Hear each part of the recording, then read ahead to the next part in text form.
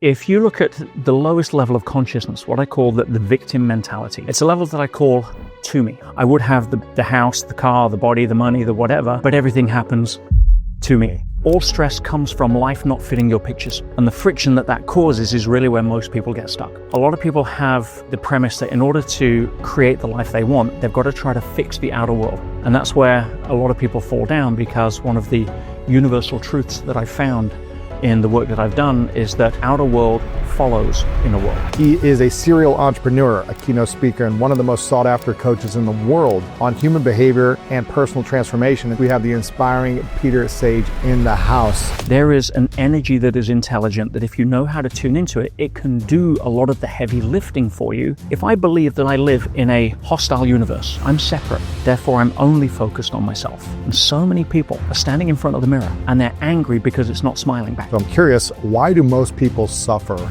today? I would have to say, if I was going to give one overarching answer, it would be...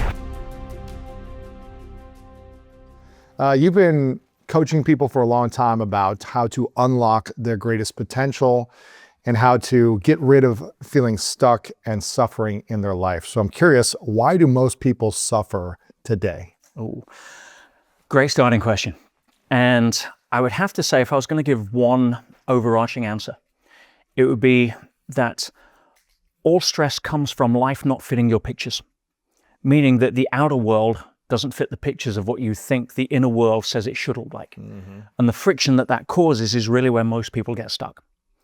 And so if you imagine that a lot of people have the premise that in order to create the life they want, they've got to try to fix the outer world to fit their pictures.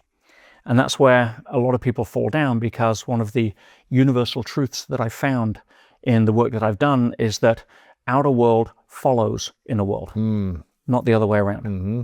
And so if you're working on the outer world without trying to realize it's a reflection of your inner world, you're always going to get stuck in a loop. Mm-hmm. So it's like there's two worlds that we're living in, the inner world and the outer world. And in order to create an outer world that is beautiful, abundant, and really giving us what we desire, what needs to happen on the inner world first? Albert Einstein said something very profound. He says, you cannot solve a problem at the same level of consciousness that created the problem. That sounds smart, sounds like something that Einstein would say, but how do you pay your mortgage with that on Friday? Mm-hmm. So let me share with you a framework that will give people some context to try to make sense of that, which hopefully will help. Cool. So, if you take the word consciousness, the 13-letter hard problem in science, science doesn't know how to address consciousness.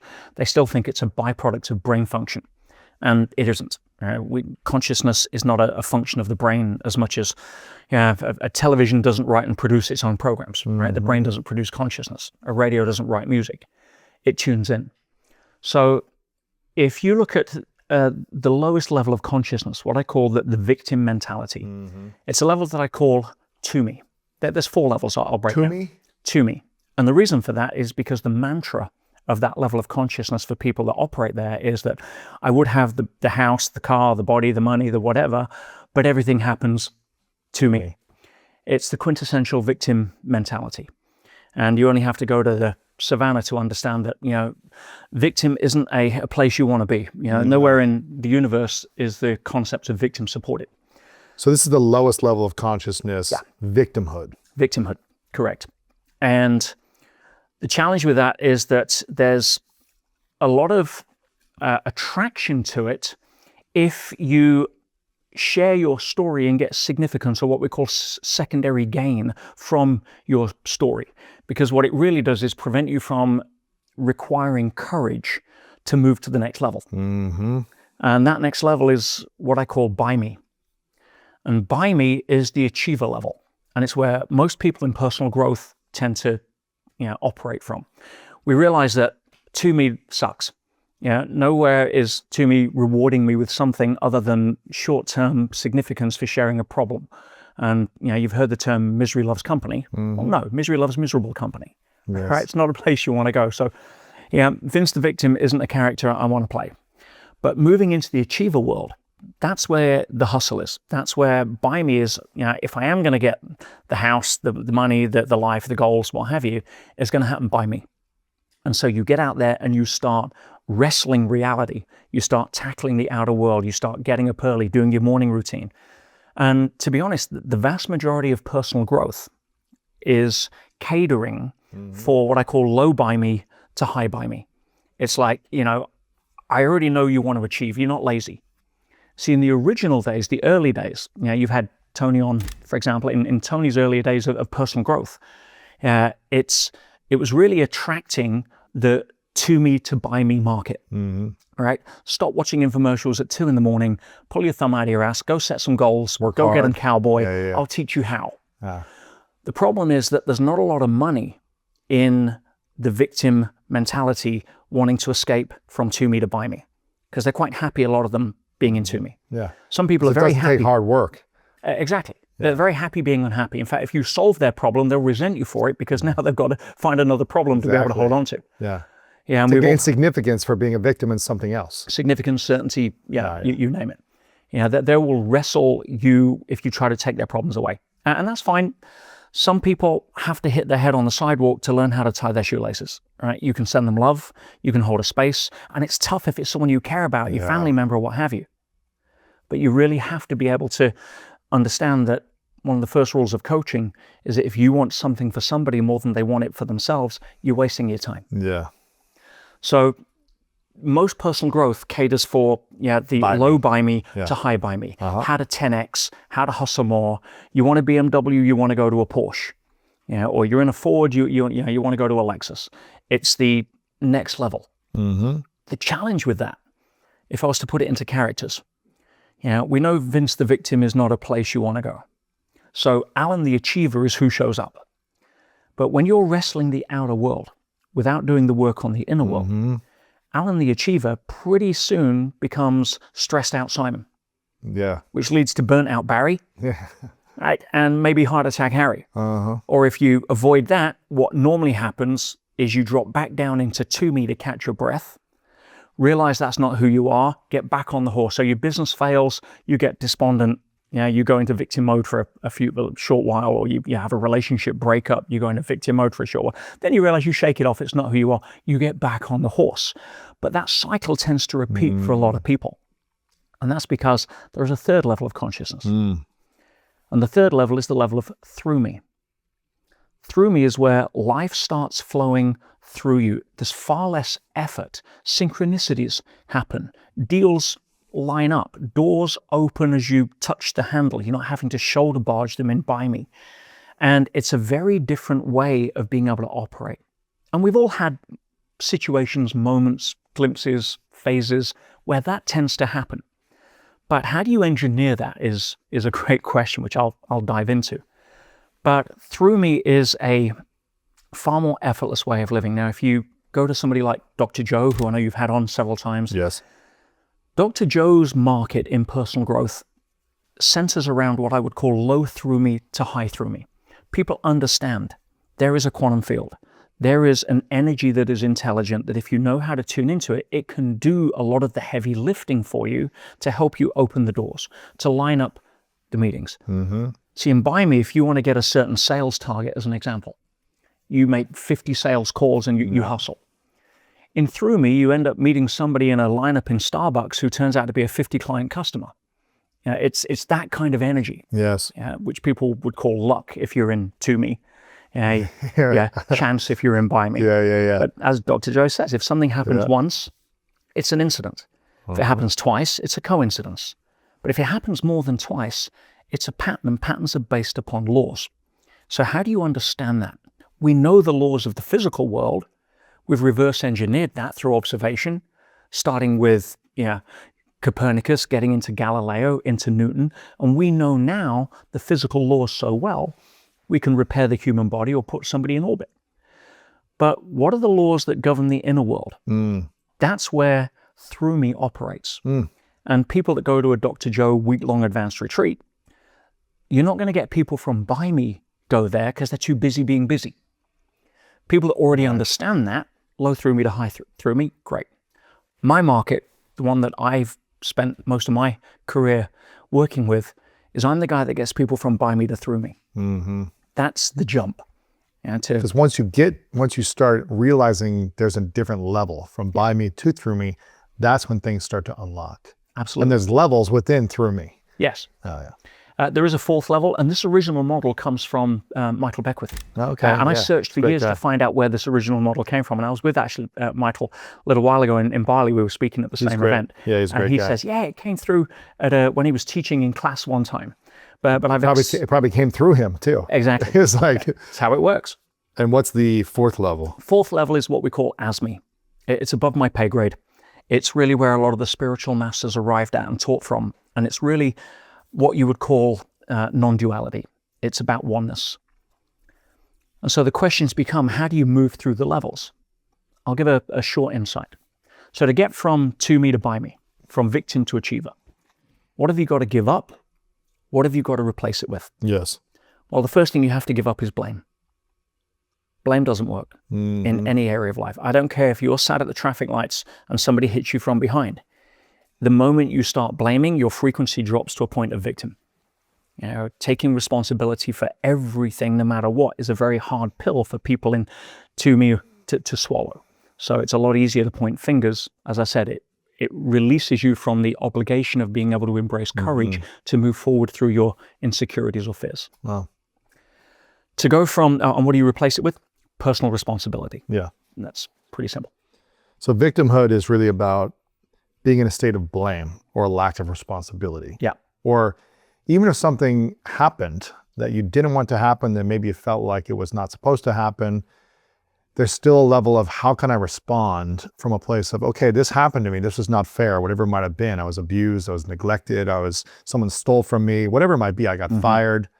Okay, this happened. Maybe it wasn't fair, but it's what I'm hearing you say is learning to interpret it a certain way, take responsibility for the energy or the actions you're in right now, and create a vision from a place of responsibility moving forward rather than staying stuck in that victim mentality. Is that what I'm hearing, or is there something else? 100%. Okay. And there's some skills required to develop to be able to do that, which I'm happy to touch on as well.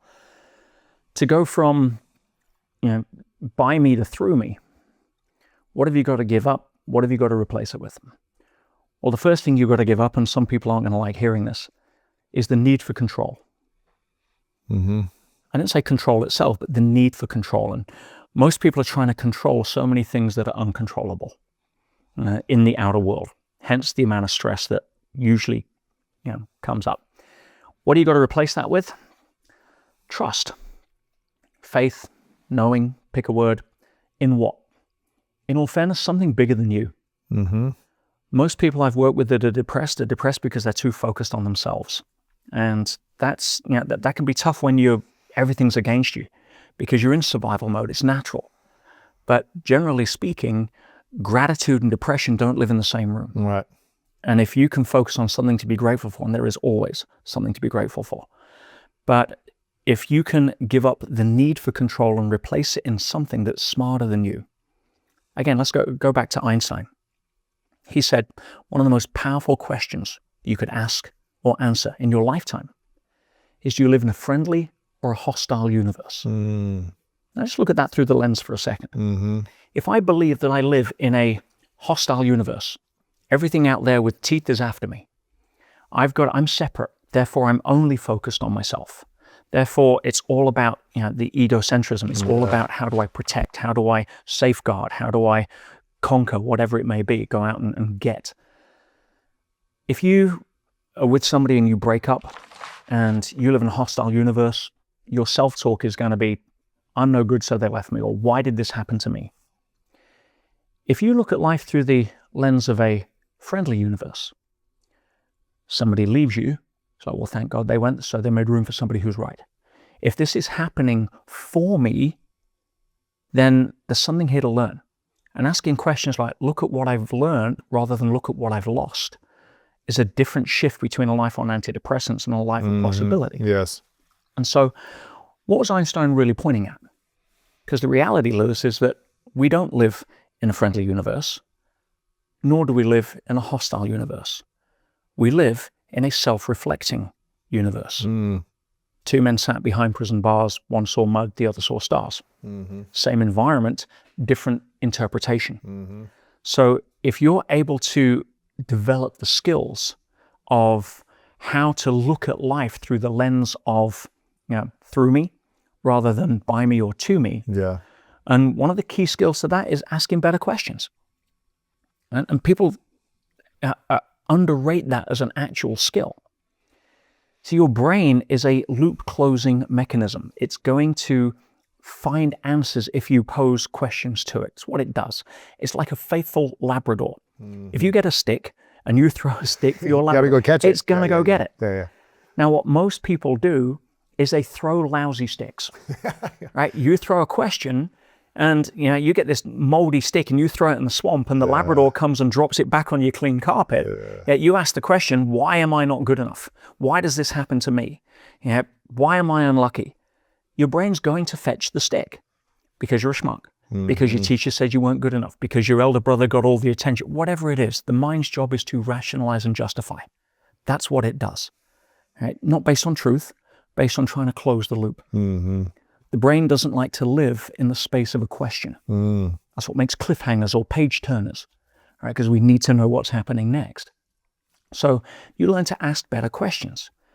Again, if you're in through me, you're asking questions, as I say, instead of why is this happening to me? It's like, okay, what can I learn from this that serves me? What's great about this I've not noticed yet? What could make this fun for me in something that's boring? Just asking better questions. Why? Because questions are the steering wheel of the mind. Questions direct focus. And so learning how to be conscious about asking questions rather than be trained to ask the wrong questions. And this is where another powerful concept comes in that helps you stay in through me versus by me. The whole aspect of by me is competition. It's effort. It's force. It's go wrestle reality to the ground to try to make it fit my pictures. Through me is where you move your center of gravity from control to observation. You're allowing something smarter than you to do the heavy lifting because your frequency is aligned with what it is that you want, not focus on what you don't want. Right. Again, life is a self-reflecting universe. And so many people are standing in front of the mirror and they're angry because it's not smiling back. Right. And so what do? They try a short-term fix in the outer world. They get some lipstick and they draw a smile on the mirror, hoping that that's going to work. Interesting. But you have drama at the dinner table, you solve that. There's drama at the gas station. You go to work, there's drama there. You're in the genre because you haven't fixed the smile on your own face. Hence, outer world follows inner world. Yeah, that makes sense. Absolutely. What's the thing we need to let go of to go from by me to through me? So let go of the need for control. Yep. And then replace it with trust, faith, or knowing in something smarter or bigger than you, i.e. a friendly universe. Friendly universe. And then from through me to as me, what do we need to let go of? Or maybe it's step into. Well, to let go first, you need to undo or let go of the what I would call the illusion of separation. What do you replace it with? Unconditional love. If you let go of that, and again, you listen to any of the spiritual masters, regardless of the traditions or genre or background, that's essentially what they were pointing out. We are all one. In as me, I see myself in you. I see myself in the rock, the tree, what have you. Duality dissolves. Again, above my pay grade. I'm nowhere near there. I'll stick with by me to through me to help people. There's gurus out there that'll address the other stuff. Why does most self-help and personal development not work in today's modern society? Because they're addressing the wrong things. They're addressing how do you do better in by me. And trying to do that is saying, right, if you're in by me, and Tony says this beautifully, he says, success without fulfillment is failure. And so most people are trying to get to the top of Success Mountain by elbowing their way through the crowd. They get to the top, they sacrifice, they miss their daughter's recital, they sacrifice their health, and they get to the top and they want to jump off because they don't like the view. Why is that? Because they were taught that if they succeed enough through achievement, then they'll feel happier. And the challenge is that it doesn't. That you're running east looking for a sunset. And what are you doing? You're blaming your shoes. Right. Oh, if I get a better personal trainer, if I learn to run faster, Oh, it must be the diet. Let me try this. So if I just get that edge, then I can run faster. I'll finally get my sunset running east. Mm-hmm. And of course, it's a different paradigm. You're not going to do that. So understanding fulfillment, it's what I call the curse of the white rabbit. Sounds a little Hollywood for where we are here. Right? But I'll explain it. If you get the concept of a dog track, people are familiar with, the greyhounds, they open the trap and they run around and people bet on who's going to win, right? Not my scene, but for the purposes of metaphor, sure, it should serve this quite well. And any achievers listening to this is going to be an eye-opener. So why do the dogs run? They run because they're chasing a mechanical rabbit. The question is, do they ever catch the rabbit? No. What if they run really fast? No. They just speed up the rabbit. Speed up the rabbit. What if they have a better trainer? Speed up the rabbit still, yeah. Sleep in a better kennel? I mean, it's no, right? So the reason the dogs don't catch the rabbit is because by design, they can never catch the rabbit. Mm-hmm. Now, replace greyhound with entrepreneur or achiever. Mm-hmm. Replace rabbit with the goal you think is going to make you happy. Now, if you look at the dogs at the end of a race, you ever see a greyhound at the end of the race? They're ecstatic. Mm. Why? Because they got to run. That's what greyhounds are born to do. Entrepreneurs, we are built, and born to build businesses. That's what we do. But if we're linking our success to catching the rabbit, I mean, you can just imagine at the end of the race, the greyhound turns to his friend and says, hey, listen, I ran 3 races this week, won 2 of them, still haven't caught that damn rabbit. I quit. Yeah. Right? No, right? They get to run. And so if you're building a business in order to catch the rabbit, your next quarterly goal or your shareholders report or whatever it may be, and you think, when I get there, and of course, have you noticed that the rabbit always just seems that little bit ahead, I'm almost there, right? What happens when you do actually get your goal? How happy are most people? For how long? They're not actually happy. Maybe a day or 2, but then it's like, oh, what next? 100%. That's the curse of the white rabbit. And why are they relieved at least for a short while? Why? Because they're no longer chasing. So I say, when I get my first million or my first Ferrari, I'll be happy. I was 25, I bought my first Ferrari for cash. And I was happy for about a week. Right. And make my first million, then I'll be happy. What happens? You make your first million and you're not happy. And then you finally realize why. Of course. Answer's simple. It's because I need 2 million in case I lose the first. Right. Oh, it shouldn't be a Ferrari. It should be a McLaren. That will make me happy. That goes on forever. Yeah. Or now I'm hanging out with people that make 10 million and now I'm at the bottom of the rung. I've worked with people worth 700 million who are on antidepressants because they're not a billionaire. Really? Oh, yeah. Come on. That game never ends. Yeah. It's the curse of the white rabbit. So how do you break that? Well, understand that in order to do it doesn't require a new hack, a new 10x this, a new ice bath routine, all of that's outer world stuff. Outer world follows inner world. That's just buy me hacks on how to run faster east to find your sunset. Instead, if you realize, ultimately, and some people they're not ready to hear this, but they will at some point. You break the curse of the white rabbit by understanding the reality that you already are that which you seek. What does that mean? What are you really after? For the Ferraris or the money or the body or the house or whatever. What are you it's really probably a feeling for most people. A feeling. Mm-hmm. There isn't a feeling that at your age or most ages by the time you're 20, your brain doesn't neurologically understand or hasn't experienced at some point. You know how to create it.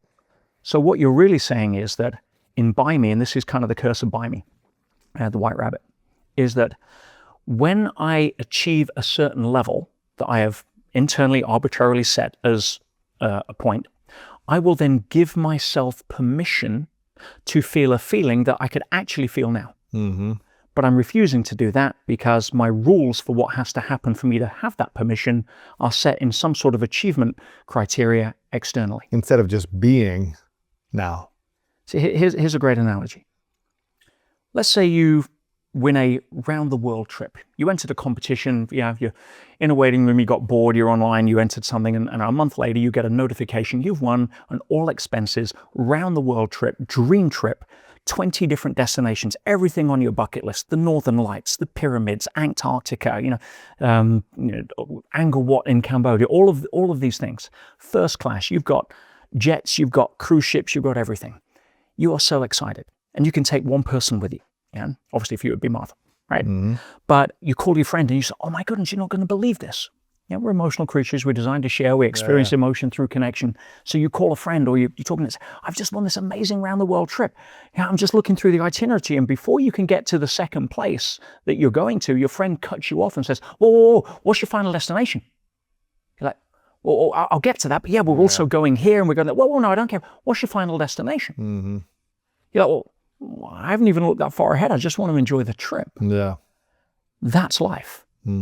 So many people are trying to race to what they think is a final destination that'll make them happy when I get this house or that car or this status or that amount of followers or this many likes on my breakfast or other crap that goes on. You already are that which you seek. And when you realize that if I can give myself permission to be happy now, and what is happy, don't complicate it. Happiness is a byproduct of thinking happy thoughts. Case closed. So if I can give myself permission now, I can go and chase the dream, build the business, do what have you, from a very different place of giving more of who I am to the world and the venture and everything else, rather than give less of me because I feel less than until I've got it. Does that make sense? What would you say then is the biggest block to unlocking the science of manifestation for most people? The biggest block is most people don't believe that there is an intelligence that's non-physical. Now, without getting into labels, because the mind loves to label. And it's like someone says, oh, look, that's a tree. That's not a tree. That's what we call a tree. Because the mind likes to take a label so it can feel smart about understanding something. But there's certain things that are just above our pay grade. But if I try to simple it down a little bit, we are human beings, which is the perfect encapsulation of physical and non-physical in one beautiful package. But the real essence of who we are is non-physical. What makes Lewis Lewis? Well, it's not your body. You've got a different body now than 20 years ago. You're going to have a different body 20 years from now. That's non-negotiable. That's part of the rule set. And you can put on creams and take vitamins, but at some point you're going to look different downstream, right? That's just part of the game. But the real essence that makes you you is not physical. It's the non-physical. It's your personality, your sense of humor, your dreams, your goals, your aspirations, your values. All of that is what makes you you. Now, if I was to take that out of you and put it in somebody else, it would be you with a different body. So the essence of what makes us us has to be non-physical. So break down the word human being. Human relates to body, physical. We have a body that runs on a rule set that, if we abide by it, we look after it and take care of it, it'll last us quite well. But it's got a time limit. Whereas being is non-physical. You can't put being in a box. So if you identify more as your body, a center of gravity, we've got these two things, physical, non-physical, one package.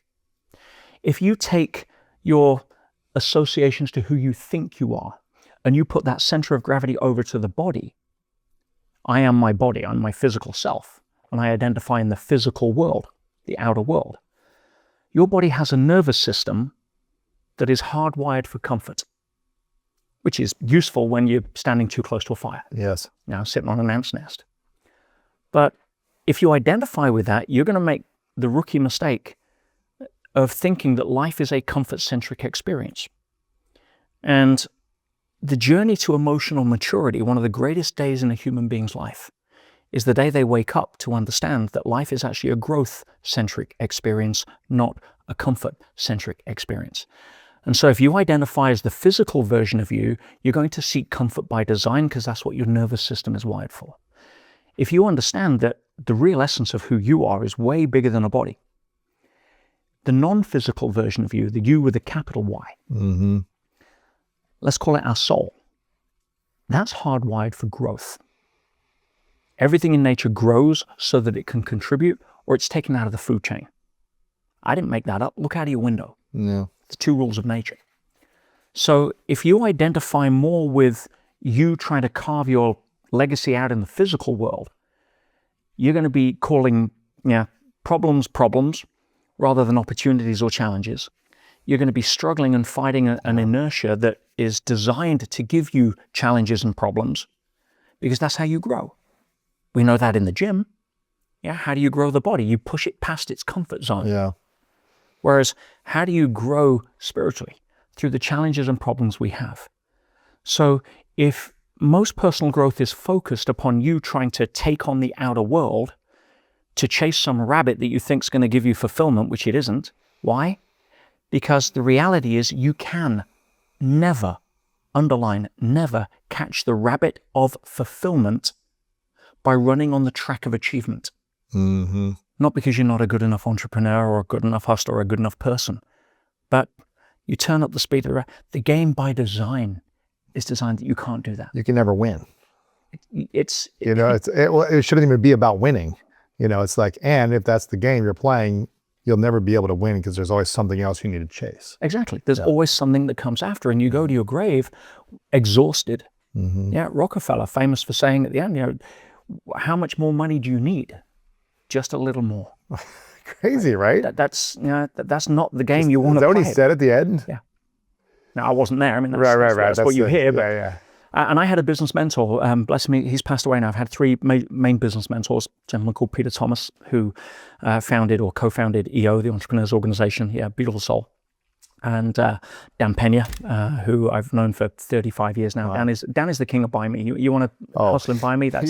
He is the definition. Buy me is my middle name, right? I love Dan for that. We go back a long, long way. But he's had a lot of success, it looks like, from the outside. Looking at. And I've got a whole video on what I learned from Dan on my YouTube channel which explains, because he's actually in through me, because that's his passion, that's his natural gift for being able to give, but it's being able to take the low buy me's to the high buy me's. Mm-hmm.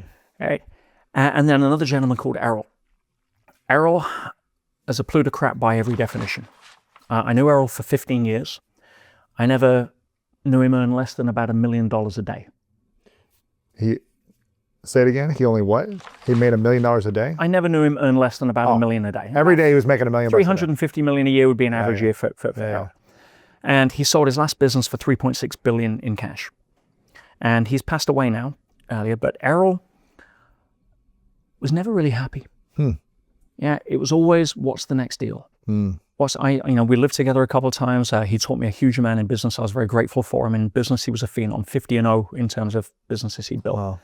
I was with him when he started the $3.6 billion business he sold. And I learned a huge amount, vicariously, but I also learned who I don't want to become with money. No criticism to him yet. Now he's not here to defend himself, but he'd probably agree as well that his level of fulfillment just wasn't there. His level of significance through, look at me, because I'm really good at doing this, and this is a goal that I can, that was high. This is a lane I can swim in better than anyone. I get it. But imagine getting to the end of the game and realizing you were playing by the wrong set of rules. Because I've never seen a hearse with a roof rack. You've never seen a what? I've never seen a hearse. What's a hearse? A funeral car. Okay. With a roof rack. You're not taking it with you. Yeah. The only people that tried that were the Egyptians and what happened. Yeah. We dug it up and stole it. Yeah, of course. Eventually someone else takes it from you. Yeah. So what is life really about? It's about, who do you become in the process of achieving? I'm a great believer that the two organizing principles around setting goals are as follows. Firstly, if you have any idea how you can achieve the goals you set when you set them, they're too small. Why? Because otherwise you're focusing by me on how you can manipulate things in the outer world to line stuff up. And life doesn't work in straight lines. There's no straight lines in nature. You see a straight line, it's man-made. So life is non-linear. The river of life bends. Every river bends, regardless of topography. Every river bends. So if you're in by me and you're sailing down the river of life towards your goal, right, I'm heading north. And then the river suddenly bends east. What do you do in by me? I'll tell you. I've seen so many people do it. And by the way, I come at this because in my 20s, I was the buy me king. Yeah. I was working 130 to 133 hours a week. I was falling asleep at stoplights. I was an asshole to work for. Because everything was about, how do How do I achieve enough to get over the insecurities as a young man that I felt that I wasn't good enough, which is the primary fear we have. So if you're going down the river and all of a sudden it takes a left turn, what do? Most people in by me take a shovel off their back and start digging a channel through the bank to try to go through the straight line. In Through Me, you surrender to the wisdom of the current. You go with the flow. Okay, if this has happened, what do we do next? You free up the energy of resistance and channel it into what's the next best move. So rather than fight the current, you're using your energy to position yourself better in the current. Make sense? Yeah. Yeah. So most personal growth fails because it's really teaching you how to run east looking for a sunset, how to catch the rabbit of fulfillment by running on the track of achievement, and how to run in straight lines towards your goals and go through them with energy, persistence, determination, desire. Hence, burnt out Barry, stressed out Simon, heart attack Harry. If someone is living in a life of insecurity or self-doubt right now, and they're trying to gain significance by achieving a goal, what happens when they create from a space of insecurity or self-doubt? No amount of outer world validation is going to cover up an inner feeling of emptiness. It has to start from within. And when people understand, you were born good enough. I mean, look at the biology of it. It was 400 million to 1, right? When you look at the egg and the tadpoles, right? 400 million, you made it. Why did you want to be here so badly? It wasn't to work 40 hours a week for somebody to retire with a cheap watch to say thank you for, for wasting most of your life. No, you came here to give a gift, the gift of you. Yes. The gift of something level of uniqueness. That doesn't mean to say you've got to be an NBA champion. No, we all have a way to be able to give. We all know, we all have the favorite grandma or auntie that just had something about them. They weren't driving Ferraris. They had an energy of about them that made them give the best of who they were to us. And so, when it comes to how do we reconcile that? How do we look at life saying, was I born good enough? When you realize that no matter what you've done, no matter what you've not done, you are worthy of love. Nothing to defend, nothing to conquer, nothing to prove. And when that becomes your ground of realization, which can't happen in To Me, is still trying to be earned in By Me, and you start operating from a level where you accept your own greatness without having to go and tick boxes for it, you show up with a different energy. You walk through life up to something. And yeah, there's been times where, hey, I know what it's like not to be able to afford rent. I was born on a low-cost housing estate. My parents had nothing. And up until very recently, I got absolutely wiped out financially. I don't judge my self-worth by tying it to my net worth. And if you do that, you are never going to have enough money, like the 700 million guy, to feel worthy. Why do most people tie their self-worth to their net worth? Conditioning. We've been told by society that the more money you have, the more successful you are, because they can benchmark it. That means that you're better than fill in the blank. It's to keep up with the Joneses. I was happy with my BMW until next door neighbor bought a Lexus. Now I don't feel as whatever. And so if you really want to know what all the Joneses are saying, they're saying that they wish that you would quit so they could quit. Right. Stop competing. Yeah. And I'll share another concept that I think could help a lot of people here. I realized that one of the biggest ankle weights on human potential is people living in what I call goop. And goop is a nasty, sticky, smelly, horrible substance that drains the life force. And goop stands for the good opinion of other people. And so many people make decisions through, consciously or unconsciously, the filter of goop. So how do you get rid of that? Well, you may find this useful. I firmly believe that we'll star in a movie called The Movie of Our Life. And I know that you star in the movie of your life, Lewis, because you're the only person who's in every single scene of your movie, right? So if we realize that we star in the movie of our life, that means that by definition, other people can only play one of two roles. At best, they may be a supporting cast. A spouse, significant other, best friend, co-worker, you're close to, what have you. But the vast, vast majority of people in your life are nothing more than film extras in your movie. Now, what is the definition of a film extra? Somebody you're not currently thinking about if they're not in your current scene. Right, so to set that tone. So you may be thinking of your partner when they're not in this scene, for example, as a supporting cast, but the vast majority of people that most people suffer from goop for are film extras. Now, here's where it gets interesting. Most people are walking around seeing themselves as the star of their movie, thinking that other people see them as the star of their movie. Of course, they don't, because they're not starring in your movie. Whose movie are they starring in? Yeah, theirs. Theirs. Which means, by definition, we appear as only one of two characters in everybody else's movie. At best, supporting cast, but the vast majority of people you will meet in your lifetime, you are nothing more than a film extra in their movie. Now, how do you translate that into getting rid of goop? Simple. You understand that the reality is most people don't care enough about you to bother to even give an opinion. Why? Because they're too busy being worried about what they think you're thinking of them. Yeah.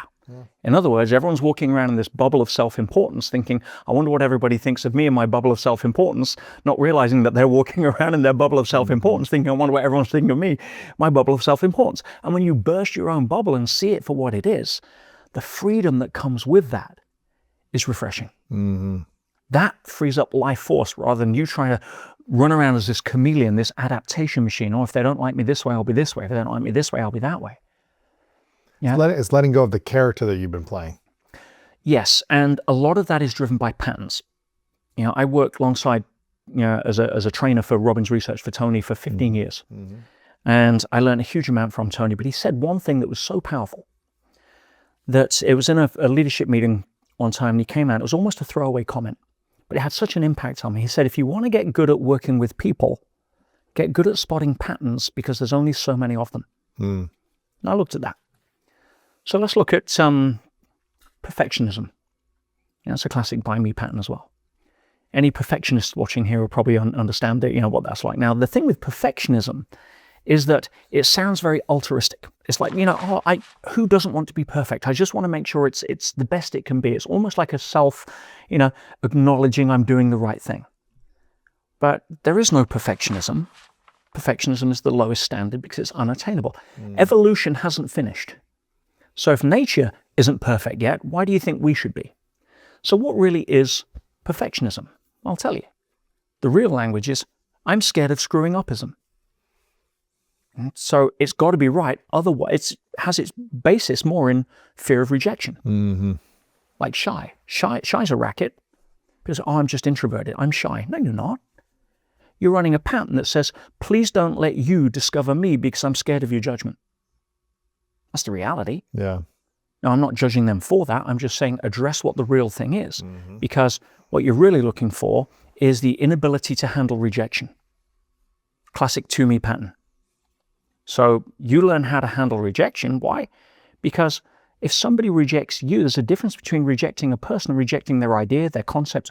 And you realize that all people can ever do, Lewis, is project from their own model of the world onto you. Somebody comes up and calls you an asshole. Is that about you or about them? About their interpretation of something. Yeah, exactly. They're having a bad day. Yeah. You look at that with compassion and understanding this person's in so much pain, so much chaos or whatever's going on, that they've got to express their frustration to people they don't even know in ways that are potentially offensive or damaging. You hold compassion for that rather than judgment or reaction. Right. And you've got a different way of engaging in life. You've been around a lot of wealthy people. Who do you think are happier, millionaires or 100 millionaires and billionaires? The wealth is not the issue. The number is not the answer. Again, 700 million antidepressants. And when you understand what money is, it can give you an insight. See, the two things that most humans stress about the most are money and time. And the only place in the universe they mean anything is in the mind of a human being. Nothing else keeps track of it. It's like you say time. People say, oh, I don't have enough time. Well, how do you run out of now?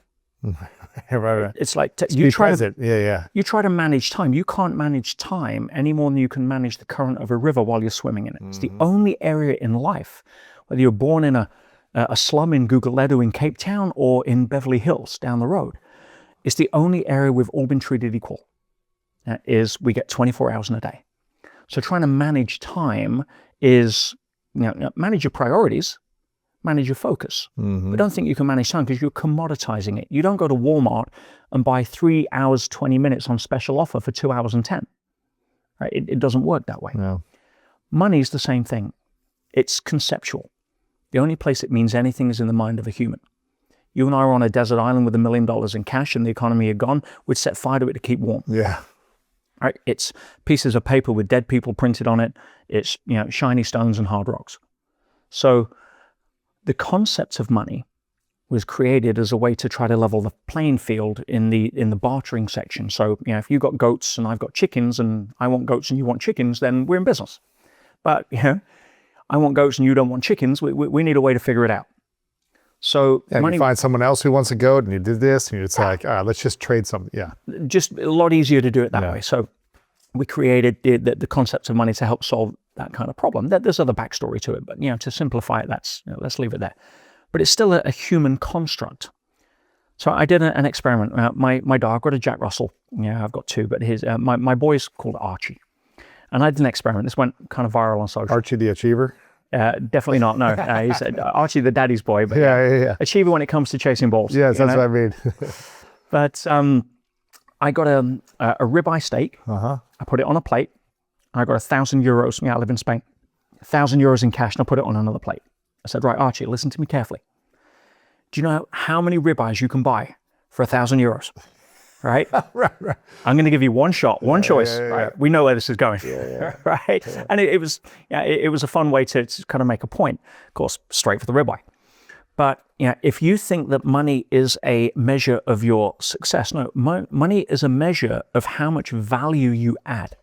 Because the only time you ever receive money is by giving something of value for it first. You wouldn't walk in the gym. You're in shape. You know what it's like to be a professional athlete. Right? You walk into the gym and you go to your personal trainer and you say, hey, look, these machines look a bit tough. You know something? Give me the strength. I'll go lift the weights.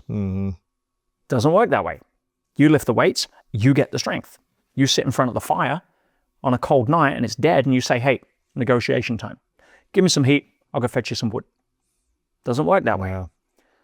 So most people say, give me the money and then I'll be happy. Give me the money and then I'll feel this. No, go add value. Go give your gift. Go be of service and you'll look over your shoulder one day and realize that money starts showing up.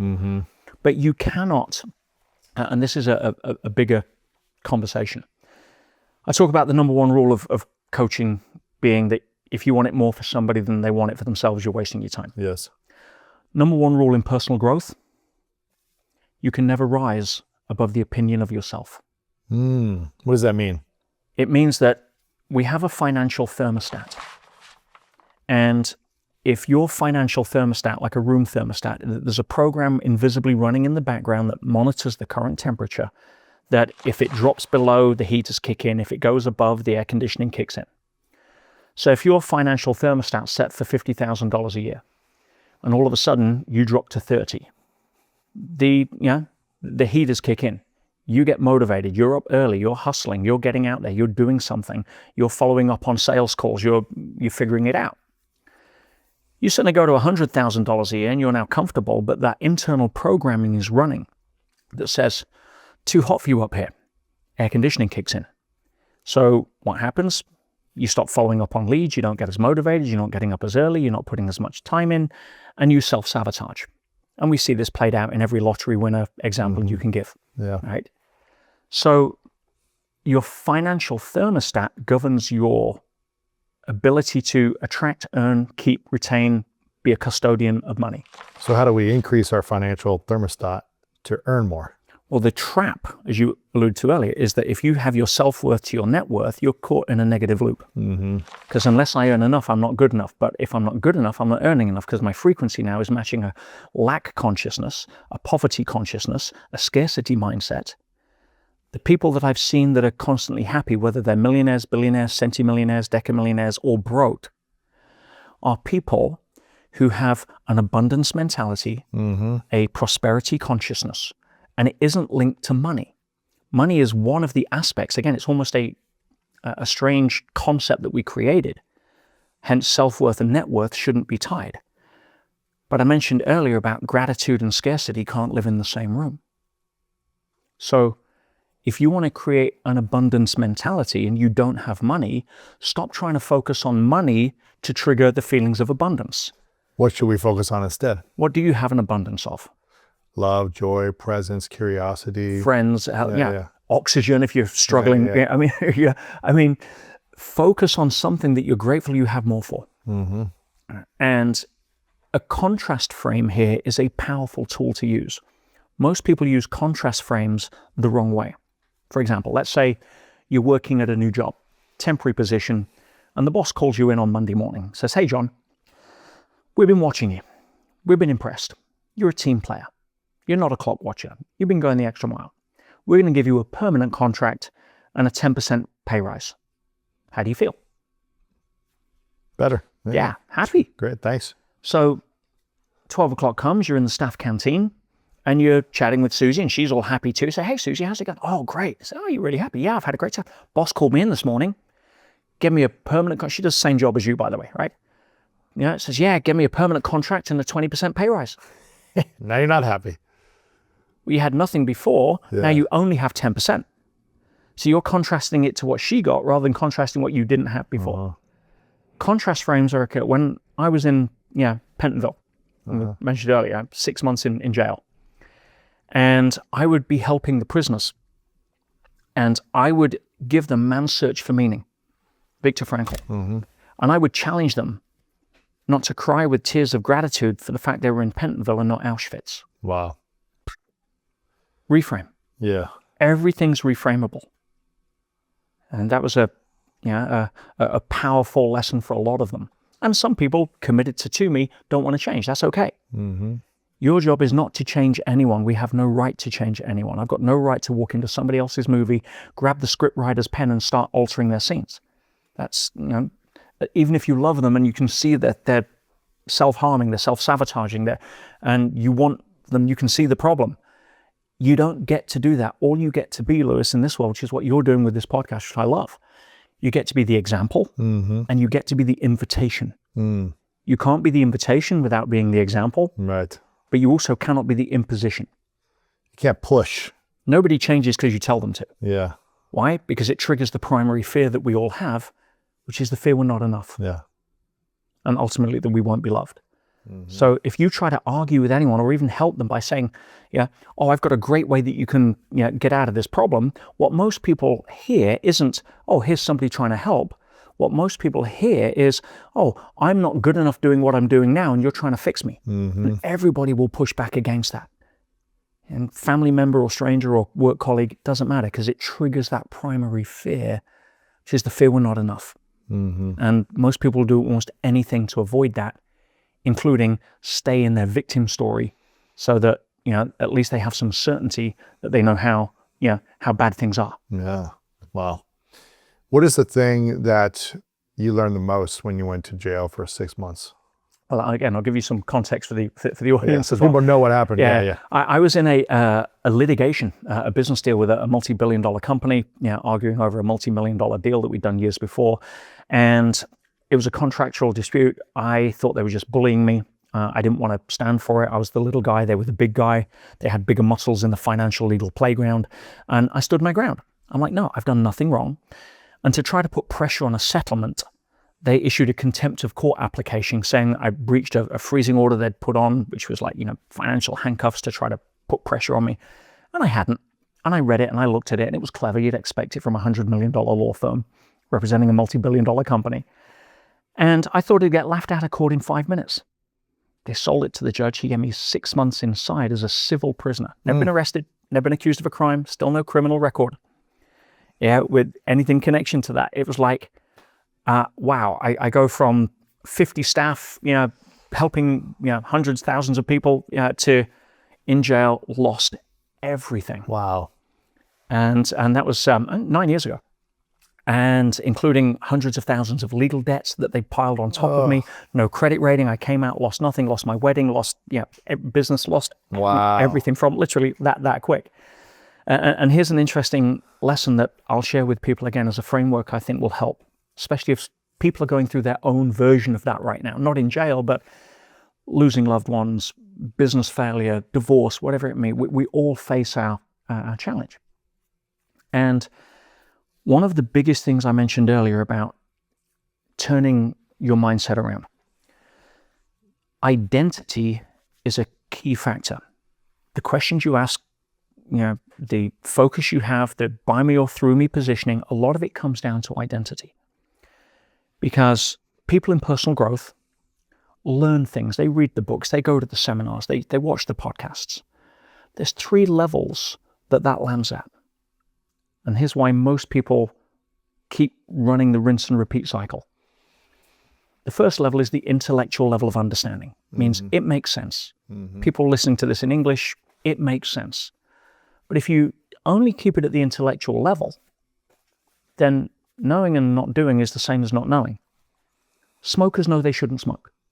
It's not they don't see the warnings on the packet. You can't construct one logical argument as to why somebody should smoke. So why do they smoke? It's not because they're not unintelligent, right. So it's because it hasn't gone to the second level of understanding. Intellectual level means nothing. The second level is the emotional level. That's where we call the penny drops. So now all of a sudden, you're a smoker, you shouldn't quit, but you do it anyway. Why? Because it just stays at the intellectual level. But now you go to the doctor and he says, that chest scan we just did, you have one more cigarette, you could suffer a fatal stroke. Now you didn't suddenly become smarter. No. You didn't suddenly get the warnings into focus. No. You went from an intellectual to an emotional understanding. And that is where behavior starts to change. Behavior doesn't change at the intellectual level. Or your daughter comes running up, 6 years old, and says, Daddy, I don't want you to die. Please stop smoking. I want you to walk me down the aisle when I'm older, and I don't think you'll make it if you smoke. Like, right? It's like, whoa, cigarettes in the bin. But the the emotional level only triggers behavior change. It doesn't guarantee it. We've known people that says, I'm done, I've quit. And then they fall back. And then they fall back. Why? Because it never went to the third level. The third level is where it changes your identity. See, if you're emotional and you throw your cigarettes away, and your identity is, I'm a smoker who's quit. Another thing Tony said, very powerful. He said that the strongest force in the human personality is the need to remain consistent with how you define yourself. In other words, identity. Yeah. So if I'm a smoker who's quit, identity wins over time every time. So I'm a smoker, now I'm using willpower to quit. Well, that's got one direction. At some point, back to it. Willpower falls down. Willpower's not on demand. I've got all the willpower to hang on to a branch or on a tree over a cliff, but you come back on Tuesday, I'm not there, right? Yes. So that identity side is, if you change your identity from I'm a smoker who's quit to I'm a non-smoker, I offer you a cigarette, you're a non-smoker. What's the response? No, thank you. I don't smoke. Yeah. It's effortless. Yeah. I'm a smoker who's quit. Somebody offers me a cigarette. There's like, there's that push-pull. You're questioning it constantly, yeah. So when I was going to be set to sent down, the 6 months out of the blue, like into the most violent prison in the UK as the only non-criminal. Man. I immediately had to check in with my identity, because it would have been so easy at that point for me to go in as a victim, courtroom shenanigans, big scary law firm, pulling stuff behind all of this kind of stuff, right? I could have justified that. And the thing with Toomey is the mind will always justify. It's his job. But that would have sent me down a pathway that that's a tunnel with no cheese. No, yeah. Right. So I chose a different identity in that moment. I chose to be a secret agent of change. I'm like, I've spent a quarter of a century at that point helping people with their mindset. If the universe is going to find the only way to smuggle me into jail without ever being accused of a crime, my gosh, to be able to help people that would never normally watch this kind of podcast and be able to go and help and then bring me back out without even having a criminal record. I mean, hey, genius, right? But let me go do my work. Wow. Why? Because life as a growth-centric experience is going to have graduation events. If you're a health coach, expect a health challenge so that you can prove to people that you can walk your talk. You're a relationship coach, expect a problem so that you can actually live what it is that you teach others. Otherwise, you've got no right to do it. So I went in as a secret agent of change. And now, is this right away, or is this after a couple days? Okay. Oh, no. Walking down the steps. Really? Immediately. You weren't in shock? You weren't like, I can't believe this is happening to me? Like, even 25 years of training. I mean, if I couldn't walk my talk at that level, I shouldn't be there. Wow. So yeah, it would probably take an adjustment period for some people. But no, I knew, because that's a slippery slope to climb back from if I go down victim. Wow. So I went in and I didn't get upset. I got excited. So, Come on, you were excited to go to jail? I went in smiling. Why? Because I am wearing, it had to be, I had to reconcile it as if I live in a friendly universe or I don't. Pick one. Wow. You can't be a fair weather sailor. Uh-huh. Yeah, good sailors aren't made on calm seas. Uh-huh. And I had a set of skills that I went in with, and anyway, long story short, I ended up getting a lot of the prisons off drugs. Wow. I was stopping suicides. I redesigned the intake system to reduce violence between the wings. That's now being used in prisons all over the world. Wow. I actually won a national award for the work that I did inside, in the midst of losing everything. And every 2 weeks, I wrote to my students, telling them what I was doing by hand, how I was coping with it. Were there times I was upset and depressed? Absolutely.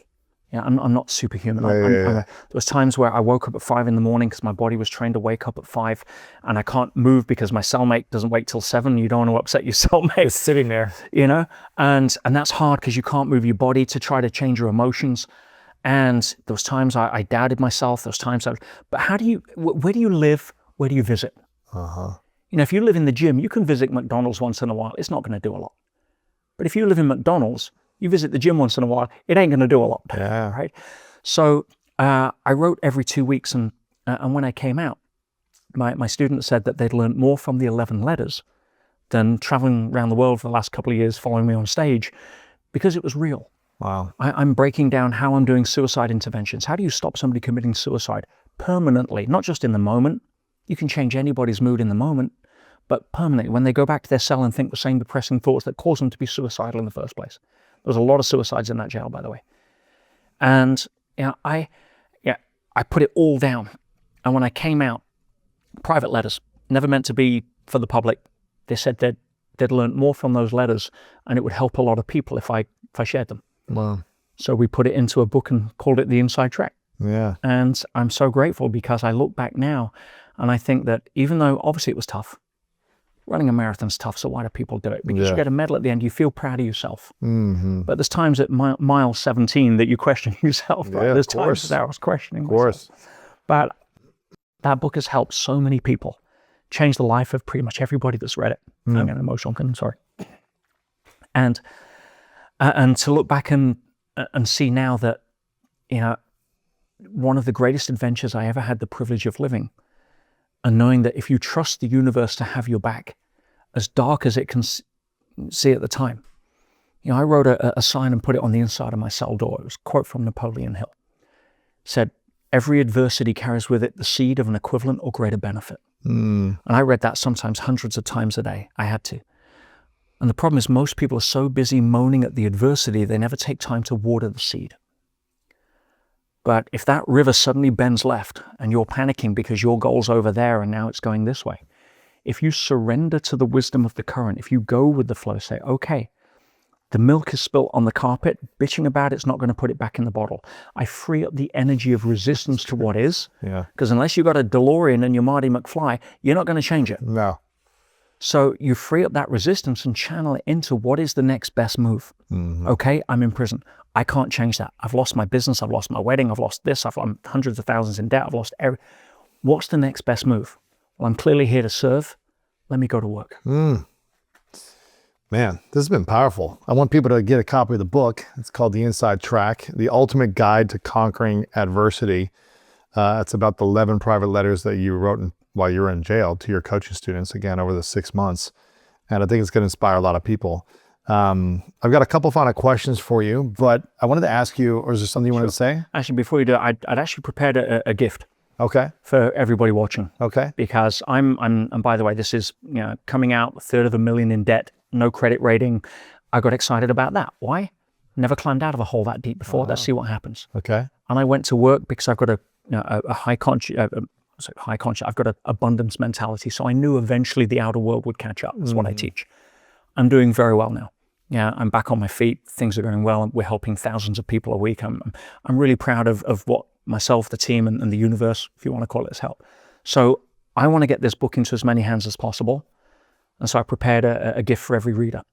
So if anybody wants a copy, either the PDF or the audio, and it's my voice on the audio, petersage.com/Lewis. Put in your email and you can have it. No free plus shipping, no here's a funnel on the back end to get more money. None of that. I just live absolutely free. My only recommendation is please don't treat it like you didn't pay for it. Yeah. Otherwise, if you don't pay attention. Yeah, of course. So I want a copy of that because it's changed the lives of pretty much everybody that's read it. If I can help the people that are your tribe in a way that helps them, you learn one thing out of that can get you into a life of more of through me and less of by me or to me. I've done my work, and that's why I'm here. That's beautiful. Yeah, so people can go to petersage.com/Lewis. Check out that. You get it for free, audio or PDF version. You've got different programs on there as well. People can check out, and your YouTube, Instagram is the real Peter Sage or on Instagram or YouTube.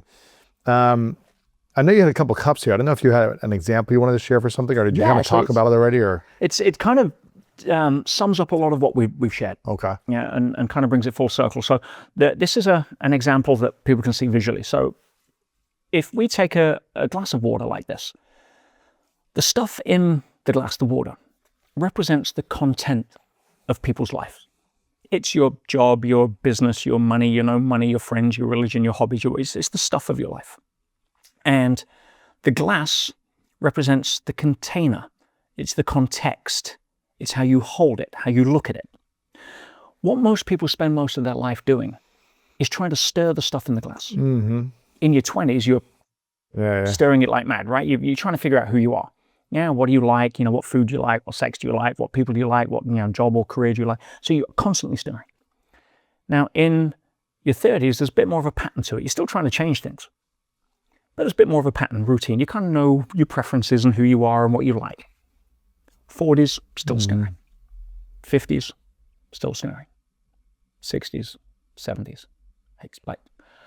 I'll say one day in your 30s, you wake up and say, my life's so transparent and boring. So you go to a personal growth seminar and you realize what's been missing. You need some blue in your life, right? Transparent, boring, see-through, blue. Blue's where it's at. So what happens? You go out, you sell your clothes, you get blue clothes. You drive a blue car.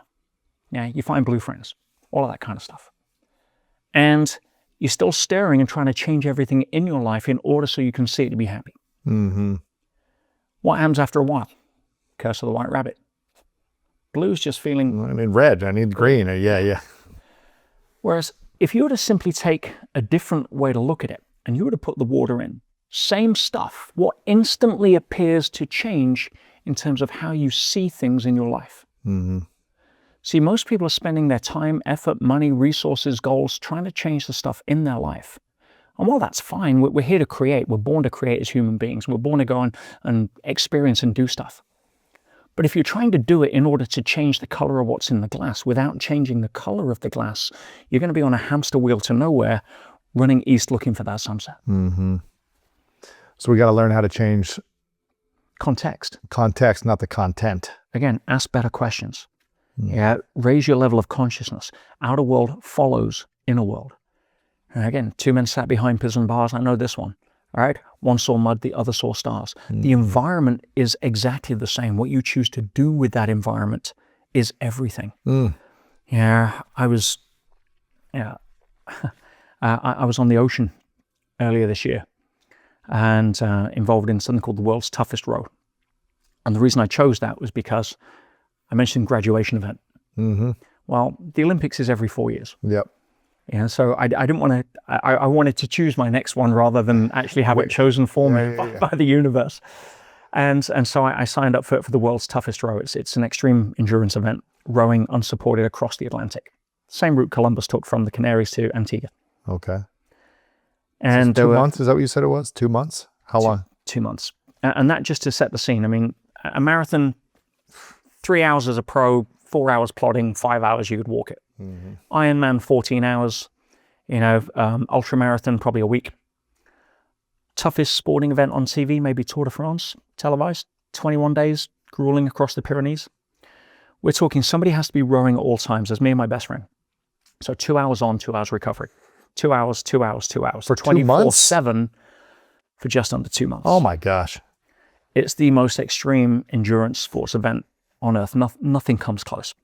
25 times more people have summited Everest than have ever rowed an ocean. Wow. So this is like 2 rowing. oars, or is this like there's no sail, there's no engine. I'm not even allowed to hold up a t-shirt to dry because they class that as wind assistance. come on. And everything's got to be arms and oars. Wow. And is there a boat next to you, or is there a boat like nearest safety boat's usually 4 or 5 days away. Oh my gosh. So everything's self-sufficient. Holy cow. It's 2 years of training, and including ocean navigation, survival, equipment. Wow. Yeah, What about food? I've never rowed. All the food's on board, dehydrated. We've got 2 solar months? panels to power a desalinator to get fresh water, to put in the powdered Wow. food. How big is the boat? Beefed up canoe. Okay. Wow. Right? And after 4 days, we hit our first storm. 11-meter waves, 35-foot. Terrified me. I was on the satellite phone to Nadia, my partner, crying. I was terrified. You can never train for something like that. I'm not a rower. I'm not a and I share this as an example for people because there was 2 reasons I wanted to do this. The first is I wanted to see if I'm still qualified to teach. Yeah, I'm comfortable now. I'm back. I have back on my feet, all that kind of stuff. So again, where do I sit on my own totem pole of self-mastery? Because I firmly believe if you can't master your mind, you will never master your life. So you can't engineer in a classroom being 1,000 miles offshore, nearest humans in the International Space Station, the nearest land's 5 miles underneath you. You're hallucinating through sleep deprivation. You've got salt blisters all over your hands and your backside. You're exhausted and your alarm goes off at 4 a.m. for you to go row backwards in the dark in a raging sea for 2 hours. Wow. That's when your mind's going to give you every excuse, right? Like, get out of here. Just make a call. I don't want to go to school today, right? Yeah. So I want to find out where I sat there, because if I'm not qualified to teach, fine. And authenticity is my highest value, all right? I need to know. And that's okay. I've had a good run. But I can't stand on stage in front of my students and tell them how to do stuff if I can't still do it myself. That's rule number 1. But the other reason is everybody has their own row. Traumatic divorce, stage 4 diagnosis, business catastrophic bankruptcy, whatever it is. I mean, Lee, my best friend and I rode with, we were lucky. We just got the Atlantic. So how could I use, and we video diaried the whole thing on my YouTube, how could, using what we were using for our mental tricks and everything else and reframes and how to, be appreciative of the rain because the rainbows were there and all of the other stuff and being grateful that we had hands rather than hands that were hurting. How could we translate that for other people for what their role is? That was the other big reason that I did it. But the last lesson I want to share and come back to your questions that I think sums up a lot of the journey. It was that there was one point we had to go under the boat. We had a rogue wave snap our rudder. Carbon fiber, 6 times stronger than steel. And it slammed the boat. Lee was unconscious twice, by the way, I rode solo for a week. Because he got slammed and hit his head on the side of the boat. It's another story. But I had to go under the boat in a raging sea to try to fix the rudder. Holy cow. And before I went out, and there's no option otherwise, because you can't steer a rowing boat, that's it, it's game over. So I recorded a video to my partner on my phone in a tiny little cabin. I've got a tiny little, I can't even stretch my legs.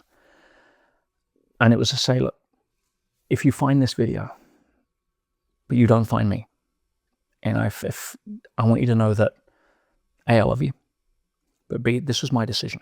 Wow. Yeah, I don't blame Lee. He didn't bully me into going under the boat. This is my decision. And I think I'm going to be okay because I live in a friendly universe, but hey, we all have a final scene in our own movie. Yeah, and It was the closest I've ever come to drowning, by the way. I was being lifted out of the sea 2 feet, slammed 2 feet underneath, trying to get under the boat. So I was throwing up seawater. I was in a fetal position back on the boat. It was, and there was one point where I actually thought it was going to be the end. But when you realize that even though we star in the movie of our life, every single one of us, when it comes to the human, not the being, but the human, has a final scene. That's non-negotiable. So what do you want your final scene, what do you want to be able to say if you're lucky enough to be able to choose the last words that come out of your mouth? I'd want it to be like, wow, that was spectacular. That is a movie that I would pay to watch again. And of course, what does a great movie have, Liz? It has everything. Yeah. Comedy, tragedy, romance, heartache, fun, adventure, abundance, scarcity. It has everything. Nobody pays good money to go to a cinema to watch James Bond rescue a kitten out of a tree for 90 minutes, right? That's not the movie you want. And so many people are trying to live in this narrow little band of not too much risk, not too much failure. Get out and swing the bat. Yeah. Go film the movie you were born to film. And if you're sitting in victimhood, that's never going to be the starring role that you were born to star in. Right. Get out and play. It's been powerful, Peter. I want to acknowledge you for the journey you've been on and how you continue to serve at this level, even with the challenges you've been faced. And it's really inspiring, man. So congrats on everything. And excited for people to get the book, The Inside Track, and check out all your work, peterstage.com. 2 final questions for you. Sure. This one's called The 3 Truths. So imagine, you spoke about the last moment, last day, potentially. Imagine you get to live as long as you want, but it is the last day, the final scene for you. And you've gone on the adventure of your dreams. But for whatever reason, all of your work has to go with you. All of your content, your message, this interview is gone. But you get to leave behind 3 lessons to the world. And this is all we would have of your content. What would those 3 truths be for you? Oh, beautiful question. The first is to understand you were born good enough. Nothing to defend, nothing to conquer, nothing to prove. No matter what you've done, no matter what you've not done, you're worthy of love. Stop trying to earn it. The second, stop waiting for approval from the outside world, from your partner, stop waiting for approval for you to walk your truth. If you feel this is your decision that is right to make, stop looking for agreement. That'll hold you back. You're starring in your movie, nobody else's. Third, understand that the sooner you can swap your need for significance or your need for certainty for growth and contribution as your highest values, your life will change forever. That would be it. The final question, Peter, what's your definition of greatness? Oh, I should have expected that. I would say getting to the end of your movie and being happy with your performance. It doesn't have to be a billion-dollar company or impact the world or a thumbprint on humanity. No, you be the best mom you can be. You gave what you did for your kids and allowed them to do what they do. Greatness is you walking your truth in conjunction with letting go of more fear and embracing more love. And if you can do that, that's a great life. Peter, thanks so much, man. Appreciate you. My pleasure. Thank you so much.